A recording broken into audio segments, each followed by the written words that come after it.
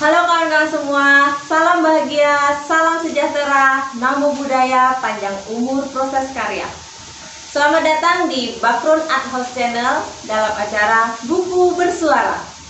Kita akan mulai kembali membaca buku Rendra, Ia Tak Pernah Pergi, mulai dari halaman 5 paragraf pertama.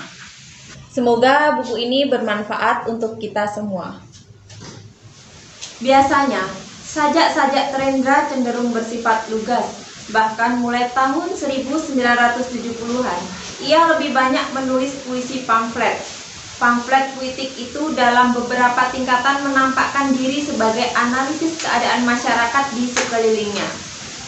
Seperti dalam lakon dan cerita pendeknya, banyak sajak Rendra, betapapun semacam pamflet, dapat ditemukan tokoh-tokoh.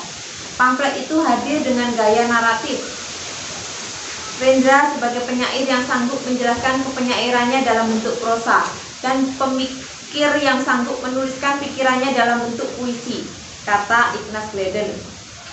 Analisis keadaan masyarakat di sekelilingnya juga tampak pada lakon-lakon yang sudah disebut itu. Di sana ada keprihatinan, kadang-kadang kekesalan dan putus asa, tetapi juga ada semangat mempertahankan martabat dan daya hidup yang tidak kunjung padam. Dalam wawancaranya dengan Anton Leck pada tahun 1970-an, seorang mahasiswa Fakultas Sastra Universitas Gadjah Mada yang menulis skripsi tentang sajak-sajaknya, Rendra mengatakan bahwa ia senantiasa bersikap mempertanyakan terus setiap gejala yang ditangkap dengan indranya. Gejala itu direnungkannya dan hasil renungan itu dipertanyakan kembali. Demikian seterusnya. Ia barangkali memang tepat disebut si burung merak, kalau tidak salah oleh Gunawan Muhammad, yang tidak hanya ngigel, memamerkan keelokan bulu-bulunya, tetapi juga menari dan menari tidak putus-putusnya. Dalam risalahnya, proses kreatif saya sebagai penyair, Rendra menjelaskan dengan sangat gamblang bahwa kumpulan-kumpulan puisinya menandai pergulatannya dengan situasi dirinya dan zamannya. Sebagai seniman, saya mempunyai pengalaman melakoni dan menghayati perkembangan bentuk seni yang beragam, tulisnya. Pada halaman yang sama, ia menandaskan, saya mempunyai disiplin untuk tidak mengabdi pada bentuk seni tertentu, melainkan saya harus menguasai daya kekuatan seni yang beragam yang mampu melayani kebutuhan dinamisme isi rohani dan pikiran saya. Dalam risalah itu tergambarkan bahwa perjalanan keseniannya sangat panjang, akan tetapi yang jelas orang akan dapat melihat bahwa Rendra selalu sadar dalam berkesenian. Untuk meminjam istilah Friedrich Nietzsche, dalam mencipta, Rendra selalu dalam keadaan apolonik. Ini terjadi karena dia senantiasa merefleksikan kembali apa yang sudah dilakukannya.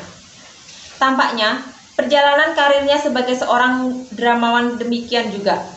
Tatkala Rendra masih terpukau dengan lakon-lakon pendek hasil terjemahan atau adaptasi, misalnya Hanya Satu Kali, Hai Yang di Luar, Tanda Silang, Lawan Catur, dan karya-karya Anton Chekhov, misalnya Orang Kasar dan Pinangan. Pencapaiannya sebagai sutradara dan dramawan belum banyak dibicarakan orang. Itu terjadi pada akhir 1950-an. Akan tetapi, sebagai aktor, penampilannya di panggung sudah diakui sangat memukau. Almarhum Sri Murtono, salah seorang pendiri Akademi Seni Drama dan Film atau ASDRAFI di Yogyakarta, pernah mengatakan bahwa di balik tubuhnya yang kurus dan kecil serta wajah yang cantik, Willy menyimpan kemampuan akting, daya pikir, dan kekuatan fisik yang sangat kuat.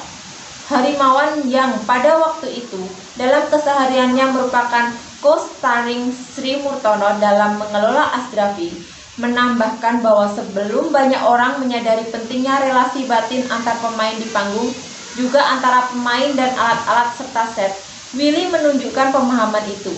Ini tampak sekali dalam permainannya. Oleh karena itu, aktingnya memukau dan hidup sekali. Tatkala ia didesak apa yang dimaksudkannya dengan hidup sekali, Harimawan mengatakan, Willy dapat menghidupkan setiap pengadegan bukan hanya tatkala berdialog dengan lawan bicaranya, tetapi juga relasinya dengan meja, kursi, kostum. Apa yang dibicarakan Sri Murtono dan Harimawan tentulah dalam hal pentas-pentas lakon yang dapat dikategorikan sebagai realisme. Akan tetapi, yang penting di sini, akting Rendra di mata penonton awam sangat wajar. Sementara itu, di kalangan mahasiswa pada tahun 1950-an dan awal 1960-an, Rendra bersama Rondang Tobing dikenal sebagai deklamator yang piawai. Ia dapat membawakan sajak-sajak yang sulit dipahami. Misalnya, puisi Chairil Anwar yang berjudul Senja di Pelabuhan Kecil, catatan 1946, menjadi sangat jelas. Kejelasan maknanya bukan karena ia mampu mengolah vokalnya sehingga kata-kata yang diucapkan terdengar distinktif, tetapi yang lebih penting logika lirik, frasa, dan kalimat sajak tampak terstruktur dengan jelas. Itulah sebabnya, pada awal tahun 1960-an, Rendra menjadi tumpuan harapan mahasiswa-mahasiswi untuk mendapatkan latihan berdeklamasi. Sebagai seorang deklamator yang bagus, sebenarnya pada waktu itu Rendra sudah menunjukkan dua wajahnya yang sekarang ini dengan dikenal sebagai penyair, aktor, dan dramawan. Hebat! Kemampuan mengolah kata dalam deklamasi itu menunjukkan bahwa Rendra tidak mungkin tidak adalah seorang penyair yang sudah menyatu dalam rahasia jagat puisi. Akan tetapi, tanpa bakat keaktoran dalam pelaksanaan pembacaannya, daya sentuh atau daya seni itu tidak akan tampak jelas. Oleh karena itu, dapatlah dikatakan kepenyairan Rendra adalah jagat dalamnya. Keaktorannya adalah jagat luarnya. Kepenyairan dan keaktoran itu menyatu dalam dirinya, sehingga dalam sajaknya terbaca unsur-unsur action yang dramatik. Sebaliknya, dalam keaktoran, kedramawanan, serta keteaterannya terbaca kepenyairannya.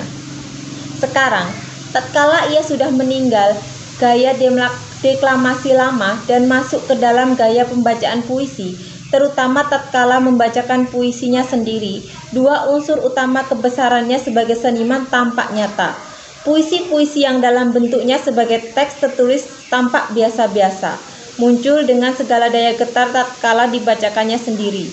Dalam pembacaan itu, puisi menjadi sebuah sajian drama kehidupan, dan dalam drama kehidupan itu, roh puisinya memberikan sentuhan dan daya gugahnya. Sebagai suatu gaya, pembacaan puisi Rendra menjadi semacam model pembacaan puisi masa kini. Puisi menjadi suatu performance. Ini menunjukkan bahwa pembacaan puisi oleh Rendra bukan sekedar melisankan puisi tertulis, tetapi membuat karya yang sifatnya simbolik literer menjadi mewujud secara visual grafis. Puisi menjadi ikon, yakni suatu peristiwa yang hadir dan menjadi saksi kehidupan. Pentas-pentas produksi kelompok yang dipimpinnya juga melayani kebutuhan tuntutan batinnya. Satu penampilan mencolok terjadi pada awal tahun 1960-an. Ia bersama Arifin Cenur, Dedi Sutomo, Parto Tegal, Mokhtar Hadi, dan beberapa teman lainnya mementaskan Paraguay tercinta di Gedung Batik PPBI, Yogyakarta. Karena kebutuhan untuk menghadirkan bentuk teater besar, auditorium bagian belakang gedung itu justru dijadikan panggungnya untuk penonton. Produksi itu sangat mengesankan sebagai pentas kolosal. 2 tahun kemudian, ia memanggungkan Oedipus Sang Raja di tempat dan cara yang sama. Mulai saat itu, bukan saja teater klasik Yunani mulai dikenal di Indonesia, tetapi juga cara memainkannya mulai dibicarakan orang. Tahun-tahun berikutnya menjadi saksi bahwa pentas dengan teater terbuka tanpa layar yang terbuka dan tertutup bukan lagi hal baru. Di samping itu, penggunaan auditorium sebagai panggung menjadi hal biasa. Bermain dari dalam adalah juga merupakan teknik bagaimana ia menyutradarai. Ia menciptakan tuntutan-tuntutan keadaan sehingga calon-calon aktor dan aktrisnya mencoba dengan usaha keras untuk menjawab tantangan itu. Blocking dan grouping yang indah sekaligus signifikan adalah ciri-ciri produksi kelompok pimpinan Rendra. Melalui bergabung dengan kelompok pimpinan Rendra, para teaterawan belajar bagaimana menyiapkan suatu produksi. Ada perencanaan pentas secara rinci yang harus dilakukan, termasuk pembagian kerja bagi mereka yang bertanggung jawab pada segi artistik dan yang menyangkut pengadaan alat-alat. Walaupun pentas-pentasnya masih bersifat amatir, artinya pemain-pemain tidak menerima bayaran, tetapi melalui kerjasama dengan Rendra, para teaterawan mengerti cara kerja yang mengarah kepada profesionalisme. Maka terbukalah cakrawala bahwa bermain teater bukanlah sekedar hobi, tetapi dapat dikerjakan sebagai suatu profesi. Pada tahun 1964, Rendra pergi ke Amerika Serikat. Mula-mula undangan yang diterimanya dari Dr. Henry Kissinger itu untuk mengikuti seminar di Harvard. Setelah seminar berakhir, ia pergi ke New York untuk menuntut pelajaran teater secara formal di American Academy of Dramatic Arts.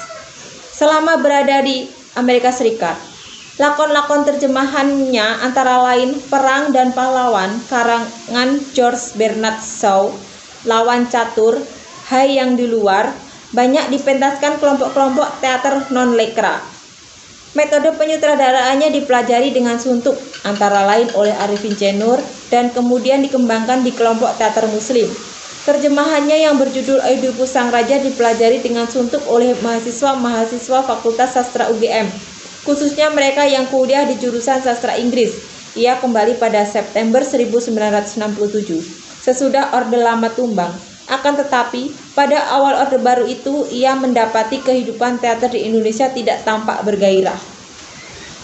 Tatkala masih di Amerika Serikat, ia menulis surat kepada salah seorang temannya, mahasiswa Fakultas Sastra UGM, bahwa ia mempunyai keinginan untuk membuka semacam program studi teater di fakultas itu. Keinginan itu tidak dapat terlaksana, sebab pendidikan teater merupakan bagian seni pertunjukan. Itulah sebabnya, tatkala Rendra pulang, ia menawarkan diri untuk membenahi Asdrafi. Karena ide-ide Rendra tidak menemukan kecocokan dengan pimpinan, maka gagasan itu tidak dapat dilaksanakan. Dari dua keinginan yang tidak terlaksana itu, tampak bahwa Rendra mulai melihat pentingnya paling sedikit pelatihan-pelatihan teater yang lebih sistematik untuk menggarap calon-calon aktor. Sebelum berangkat ke AS, latihan-latihan di kelompoknya dapat dikatakan sama dengan cara pada kelompok lain. Kebanyakan kelompok teater tidak sempat melakukan studi untuk naskah lakonnya, apalagi latar belakang pemikiran, konsep-konsep dramatik penulis lakonnya, idiom-idiom khas yang tersembunyi pada naskah. Di samping itu, belum dikenal tradisi bagaimana menyiapkan calon-calon aktor. Latihan yang dikenal pada waktu itu adalah mengolah vokal agar suaranya bisa sampai pada penonton di deretan kursi paling belakang. Tampaknya pengalamannya di AS membukakan kesadarannya bahwa yang pertama dan yang utama harus dibenahi adalah calon-calon aktor. Sebelum ia melangkah membentuk grup baru, ia menulis makalah berjudul Menyadari Kedudukan Drama Modern di Indonesia untuk sebuah ceramah yang diselenggarakan oleh Studi Mantika di Sono Budoyo, Yogyakarta. Dalam artikel itu, Rendra menulis, antara lain bahwa banyak orang yang mengalami kesulitan mengembangkan rombongan sandiwara karena anggota rombongannya tidak memberikan dedikasi secara profesional. Ia menegaskan, pemain profesional dalam drama modern belum ada, karena rombongan yang profesional juga belum ada. Oleh karena itu, dalam hal memilih pemain, ia senantiasa mengadakan kompromi. Di samping itu, ia melihat bahwa sebagian besar rakyat Indonesia hidup dalam kebudayaan lisan. Oleh karena itu, dialog juga lebih banyak bersifat improvisatoris. Dialog hanyalah sampiran untuk cerita. Kemudian ia melanjutkan bahwa walaupun teater modern belum mempunyai akar kebudayaan di Indonesia, ia tetap memiliki hak hidupnya.